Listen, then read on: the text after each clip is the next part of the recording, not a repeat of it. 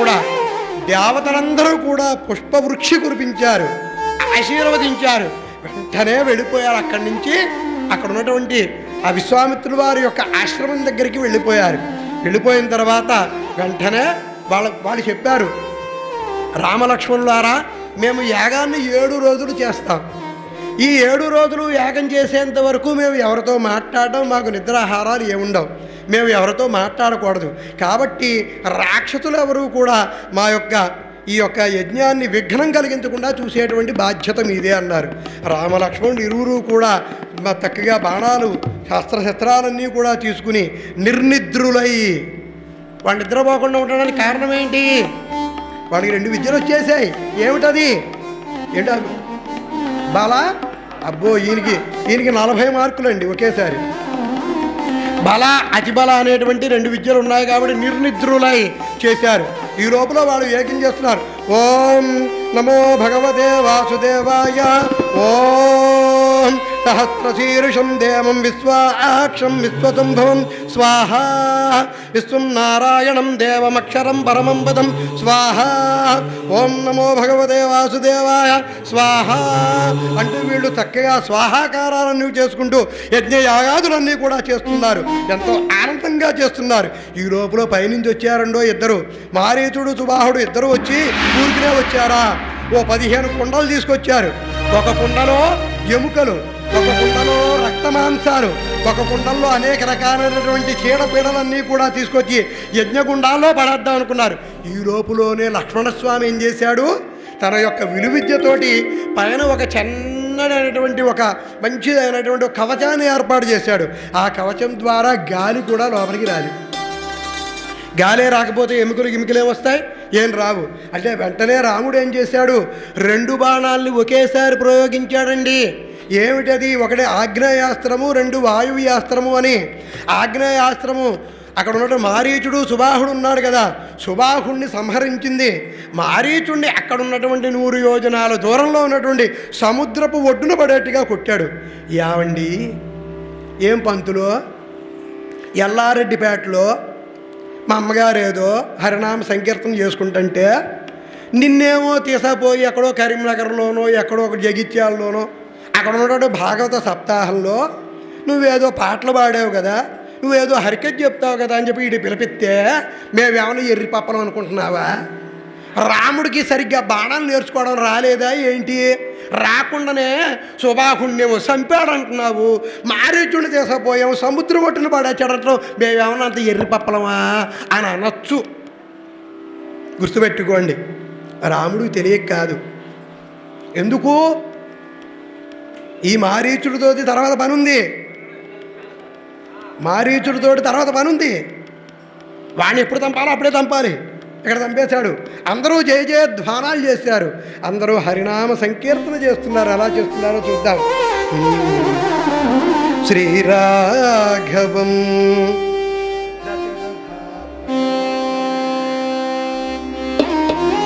పలికేవ గారు ఆనంద భైరవి. శ్రీరాఘవం దశరథాత్మజమప్రమేయం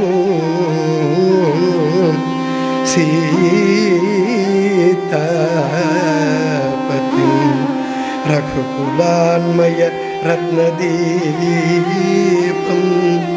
ఆజానుబాహు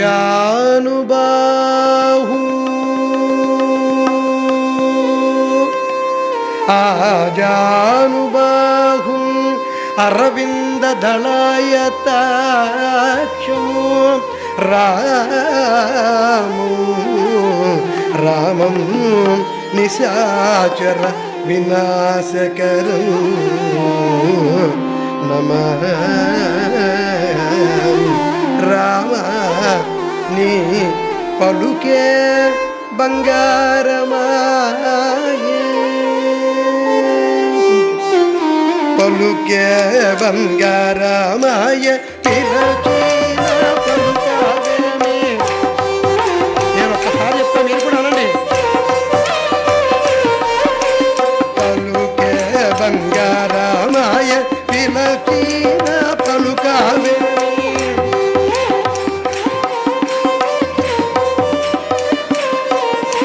కలలో నామస్మరణ భగవతజ్ఞాని తండ్రి కలలో నీ నామస్మరణ భగవతజ్ఞాని తండ్రి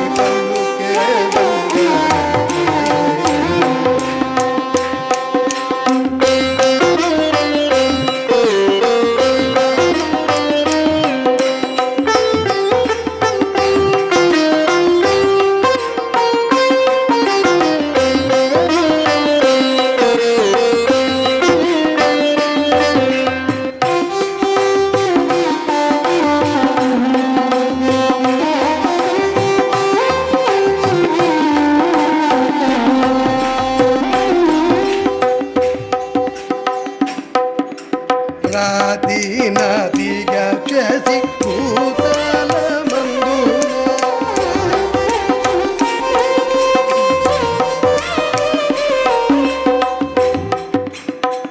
విశ్వామిత్రుడు యాగాన్ని సంరక్షించినందుకు ఇరువురిని కూడా ఆశీర్వదించి ఆనందంగా ఉన్నటువంటి సందర్భంలో వాళ్ళకి 2 లేఖలు వచ్చాయండి.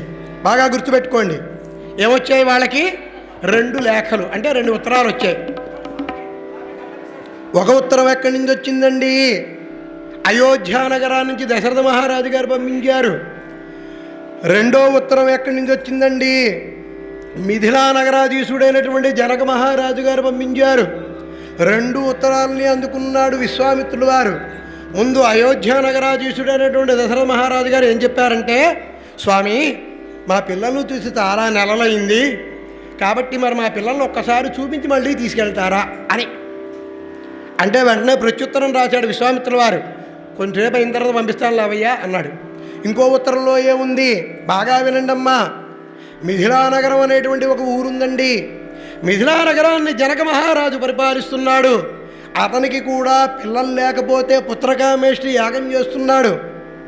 పుత్రకామేష్టి యాగం ఎవరైతే చేస్తారో ఆ మహారాజే నాగలితోటి యాగశాలనంతటిని కూడా దున్నాలి. అలా దున్నుతూ ఉన్నటువంటి సందర్భంలో యాగశాలలో అంటే ఇప్పుడు యాగశాల, ఇప్పుడు నాగలి ఉంటుంది కదా, నాగలి మీకే బాగా తెలుసు. నాగలి కర్రుకి ఒక పెద్ద పెట్టె దొరికిందట. ఆ పెట్టెను పైకి తీశారు. పెట్టెలో అయోనిజ అనేటువంటి సాక్షాత్తు లక్ష్మీ స్వరూపిణి అనేటువంటి చక్కనైనటువంటి ఒక చిన్న అమ్మాయి ఉంది. దాంట్లో ఎంతో ఆనందపడిపోయాడు జనక మహారాజు గారు. పుత్రకామేష్టి యాగం చేయకుండానే నాకు ఫలితం దక్కింది కదా, మరి ఈ పిల్లని నేను పెంచుకుంటాను, మరి ఏం పేరు పెట్టాలి? సంస్కృతంలో నాగలికి ఉన్నటువంటి కర్రుని అంటే ఆ ఇనపదాన్ని సీత అంటారు. అందుకని ఆవిడికి సీత అని నామకరణం చేశారు. మిథిలా నగరాధీశుడైనటువంటి జనక మహారాజు కుమార్తె కాబట్టి జానకి అని నామకరణం చేశారు. మిథిలా నగరాధీశుడు జనక మహారాజు కుమార్తె కాబట్టి మైథిలి అని నామకరణం చేశారు. ఎన్నో పేర్లు సహస్రనామాలతో పిలువబడేటువంటి ఆవిడ ఎలా ఉంటుందండి? అంతేనా కదా? ఆవిడ ఎవరు? ఆవిడ సాక్షాత్తు లక్ష్మీ స్వరూపిణి అనేటువంటి అమ్మవారు కదా. ఆవిడ అందుకే మన హనుమాచార్యుల వారు అంటాడు, ఏమని పొగడుదుమే ఇక నీవు కొంచెం వరకే ఆమని శోభ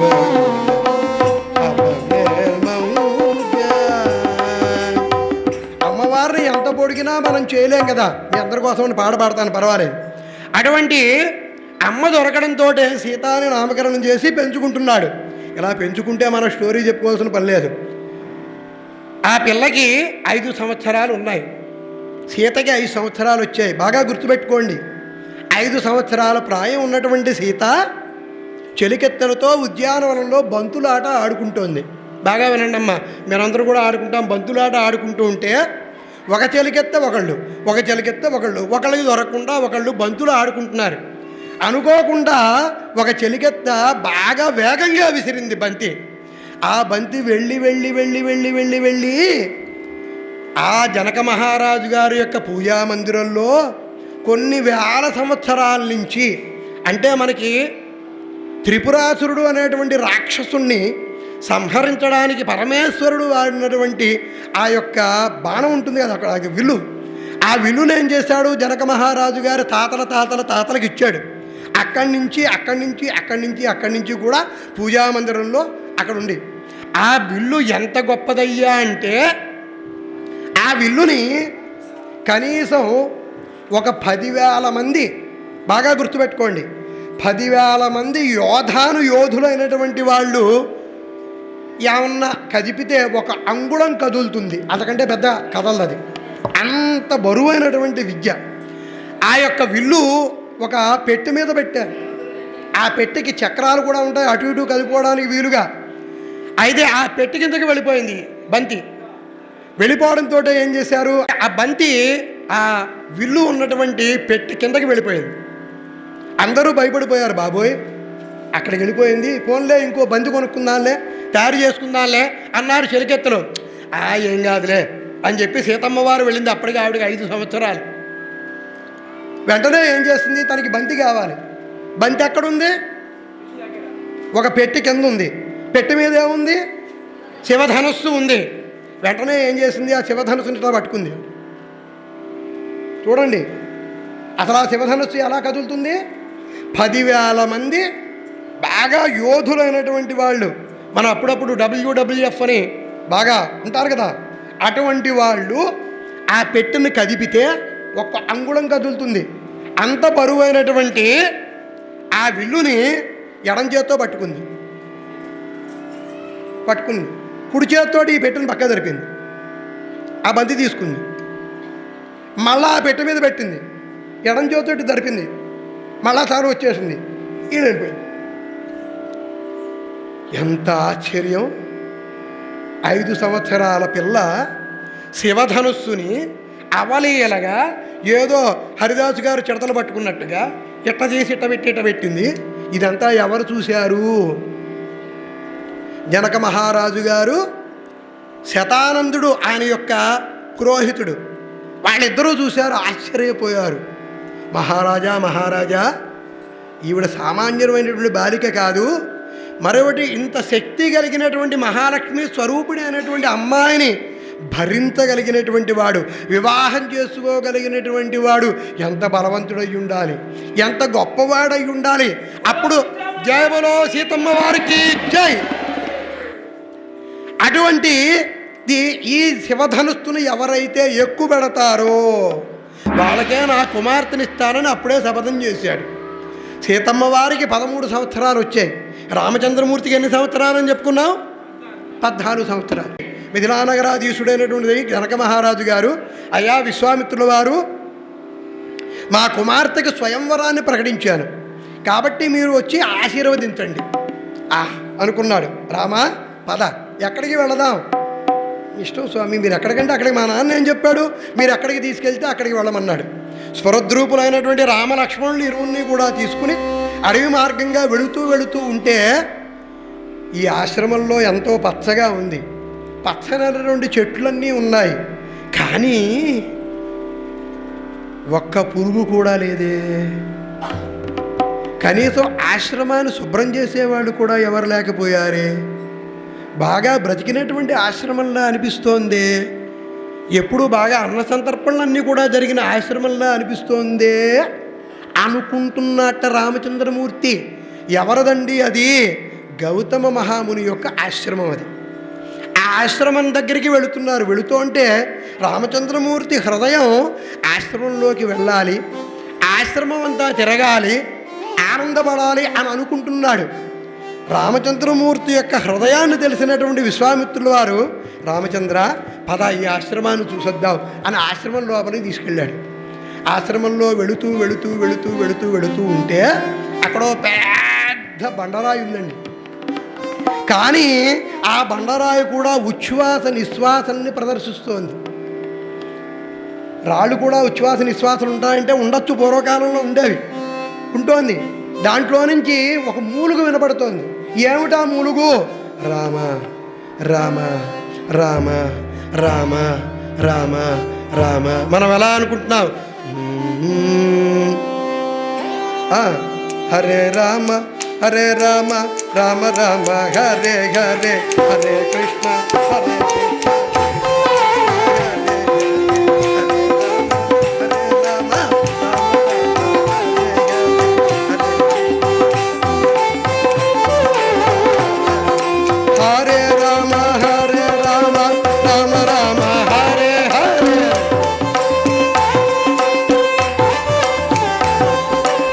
హరే కృష్ణ హరే కృష్ణ కృష్ణ కృష్ణ హరే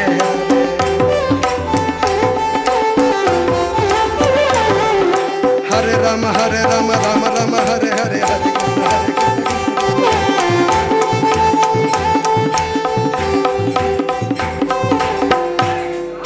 నిశ్శబ్దం.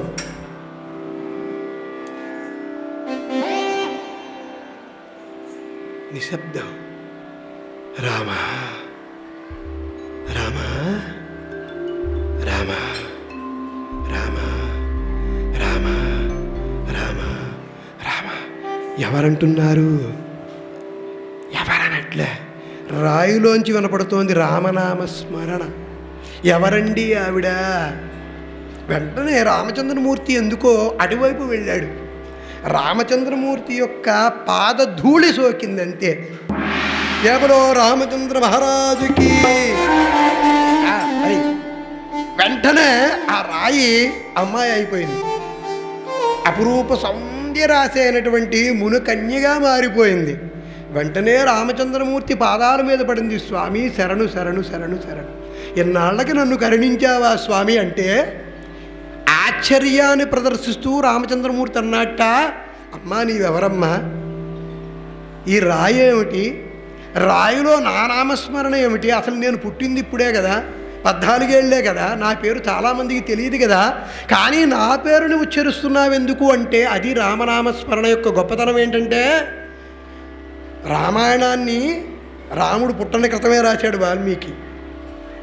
అంతకంటే ముందు పరమేశ్వరుడు పార్వతీ అమ్మవారికి చెప్పాడు. పరమేశ్వరుడు ధ్యానంలో ఉంటే పార్వతీదేవి అడిగిందిట, స్వామి ఈ లోకంలో అందరికంటే గొప్పవాడెవడు?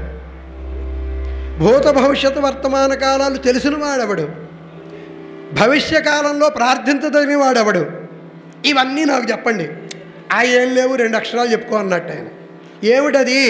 రామ. ఎందుకు? గుర్తుపెట్టుకోండి, చాలామంది మన హృదయంలో మన శరీరంలో అనేక రకాలైనటువంటి పాపాలు ఉంటూ ఉంటాయి. రా అయిపోయాయి, మొత్తం వెళ్ళిపోయాయి. మన లోపలికి రాకుండా ఉండాలంటే మా అయిపోయాయి. రామ రామం రామం రామం రామం రామ రామ రామ రామ అయిపోయాయి. మనలో ఉన్నటువంటి అన్ని పాపాలు కూడా పటాపంచులైపోవడానికి ఒక్కటి రామనామ స్మరణ. అది ఎవరు చేస్తారండి? సదా శివుడు నేను సదా భజడే సదానందనే నామ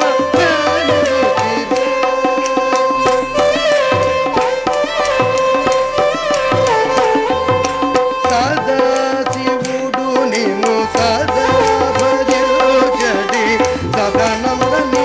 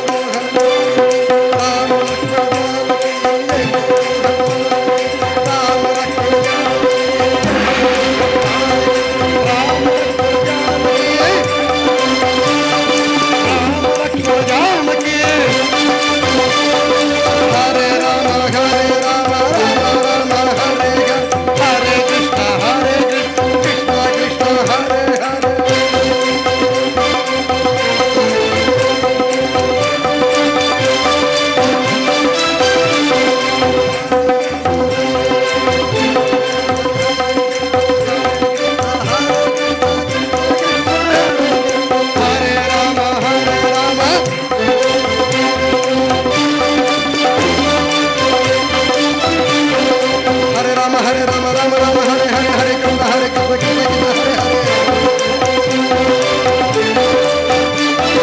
హరే రామ హరే రామ రామ రామ హరే హరే హరే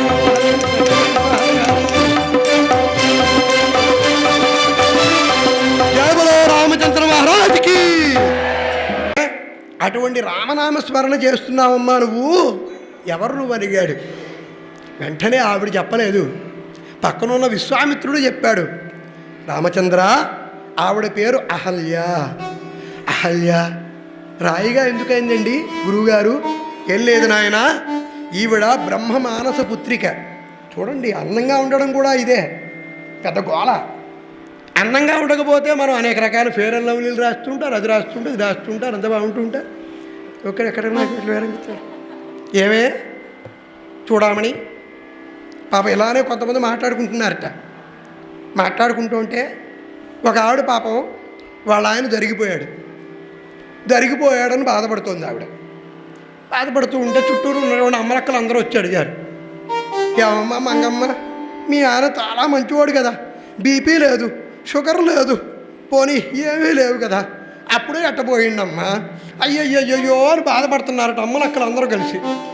ఆవిడ ఎంత వ్యంగ్యంగా బాగా చెప్పిందంటే, ఏం లేదమ్మా, మొన్న రోజు పొలం అయిపోయి వచ్చిన తర్వాత కాళ్ళు బాగా నొస్తున్నాయి అన్నాడు. అనేటప్పటికీ నేను కాళ్ళు వచ్చిన చాలా ఆనందపడ్డాడు. మొన్నేమో నడుము బాగా నొప్పులేస్తుంది అన్నాడు. ఏంటి నడుము నొక్కిన ఆనందపడిపోయిండు. నిన్న వచ్చేమో మెడకాయ నొప్పులేస్తుంది అన్నాడు. మెడకాయని పిసికిన నమ్మ పోయిండు అని చెప్పింది ఆవిడ.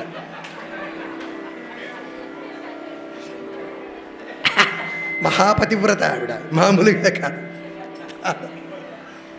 పాపం ఇంకా పతివ్రతలు బాగా చెప్తారు, మీరు వింటున్నారు. పాపం నాలాంటి హరిదాసు గారు హరికథ చెప్పడానికి వెళుతూ 3 కాకరకాయలు తీసుకొచ్చిండంట. 3 కాకరకాయలు. పాపం ఎవరో పాప ఎట్లా హరికథ చెప్తే అల్లారెడ్డిపేటలో ఇచ్చిండ్రు, తీసపోయిండు. ఇంకో కథ చెప్పొస్తా, ఇంకో ఉదయం పూట కథ ఉంది, శ్రీరామ నవరాత్రులు జరుగుతున్నాయి కదా, మధ్యాహ్నానికి వచ్చేటప్పటికి 3 కాకరకాయలతో కూర చేసి పెట్టు, నువ్వు కాకరకాయ కూర బాగా చేస్తావు కదా, నేను బాగా అన్నాడు. అనేటప్పటికీ ఆమె అబ్బో బాగా చేస్తా, అయ్యో మా ఆయన తేకతాక 3 కాకరకాయలు తెచ్చిండు అని పాపం వాళ్ళ ఆయనకి బాగా రుచిగా ఉండాలని బాగా చేసింది. బాగా దాంట్లో మసాలాలన్నీ వేసి చేసింది, చాలా బాగా చేసింది. ఆయనేమో 12:30 కల్లా భోజనానికి వస్తున్నాడు. బాగా వినండి అమ్మో, మీరు అట్లాంటి వాళ్ళు కాదులే కానీ మా ఆవిడ అటప్పుడు చేస్తూ ఉంటుంది. మీరు మంచివాళ్ళు అమ్మో, లేకపోతే మా ఆయన అట్లాంటివా అంటారేమో, అట్లా కాదు కదా. మీరు అందరూ దైవ సమానులు, ఒక్కొక్కళ్ళు ఒక్కో రామచంద్రమూర్తితో, ఒక సీతమ్మతో సమానం. ఏంటి అయ్యేటప్పటికి 3 కాకరకాయలు అయిపోయింది. 12:30 అయింది. వాళ్ళ ఆయన వస్తాడు కదా అని చెప్పి మంచిగా సింగారించుకొని, మంచిగా పూలు పెట్టుకొని, బొట్టు పెట్టుకొని, ఈ రోజులు ఎవరు పెట్టుకోవట్లే. మొన్న ఎట్లా మా ఆవిడ్ని శ్రావణ శుక్రవారం నోవుకి తీసపోయినా.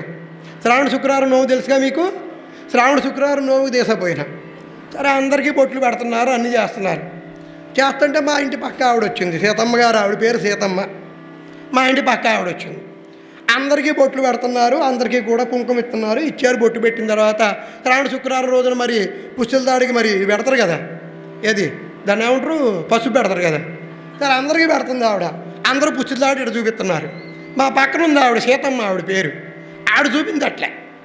చూపించబోయేటప్పటికీ నాకు అనుమానం వచ్చి నేను అడిగా, పిని గారు ఏంటి అందరూ చూపిస్తున్నారు కదా, మంగళసూత్రాలు వెయ్యి అన్నా. ఆవిడ ఎంత బాగా చెప్పిందంటే, మా ఆయన సల్లంగా ఉండాలని ఫ్రిడ్జ్లో పెట్టి వచ్చిన బాబు అని చెప్పింది. అట్లుంటుంది ఇక్కడ, మా ఊళ్ళో, మీ ఊళ్ళో కాదు. అయితే పాప ఈవిడ మహాపతివ్రత. వాళ్ళ ఆయన లేకపోతే అస్సలు తిందు ఆవిడ. బాగానండి, వాళ్ళ ఆయన లేకపోతే అస్సలు తిందు. 3 కాకరకాయలు అట్ట పెట్టింది. బాగా చూస్తుంది, బాగా చూసింది. 12:30 అయ్యే, 12:25 అయ్యే, 1 అయింది, 1:30 అయింది. పాపం ఏమకేమో ఆకలి అవుతుంది.